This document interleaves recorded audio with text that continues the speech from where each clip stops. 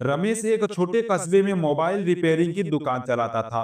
रोज की कमाई बस इतनी होती थी कि घर का खर्च निकल जाए। पैसे आते थे और जाते थे, बचत नाम की कोई चीज नहीं थी। रमेश मानता था, गरीब आदमी बचत क्या करेगा। एक दिन दुकान पर एक बुजुर्ग आए मोबाइल ठीक करवाने। मोबाइल ठीक करवाते समय उन्होंने पूछा, बेटा, महीने में कितना बचा लेते हो। रमेश हंस पड़ा, बचता ही कहाँ है अंकल। बुजुर्ग मुस्कुराए और बोले, गरीबी कम पैसा से नहीं, गलत आदतों से होती है। 10 रुपए से शुरुआत कर, आदत बदल जाएगी। उनकी बात रमेश के दिमाग में बैठ गई। उसी दिन से उसने रोज 10 रुपए अलग रखने शुरू कर दिए।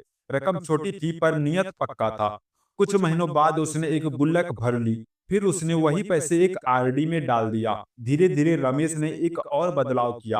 हर खर्च लिखने लगा, फालतू खर्च दिखने लगी। चाय सिगरेट कम हुई, बचत बढ़ी। 1 साल बाद उसने अपने हुनर पर भरोसा किया और पुराने मोबाइल खरीदकर रिफर्बिश करके बेचना शुरू किया। मुनाफा छोटा था पर लगातार। 3 साल में रमेश की दुकान बड़ी हो गई। उसने ऑनलाइन बिक्री सीखी, डिजिटल पेमेंट अपनाया और मुनाफे का कुछ हिस्सा म्यूचुअल फंड एसआईपी में डालने लगा।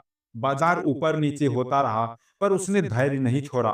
10 साल बाद रमेश सिर्फ दुकानदार नहीं रहा, वह एक समझदार निवेशक बन चुका था। उसके पास दुकानें थी, निवेश थे और सबसे बड़ी पूंजी थी, डिसिप्लिन। रमेश आज भी कहता है, पैसा कमाना जरूरी नहीं है, पर उससे भी जरूरी है पैसे को सही दिशा देना। यह कहानी सिखाती है कि बड़ा बदलाव एक छोटी आदत से शुरू होती है। धन्यवाद दोस्तों।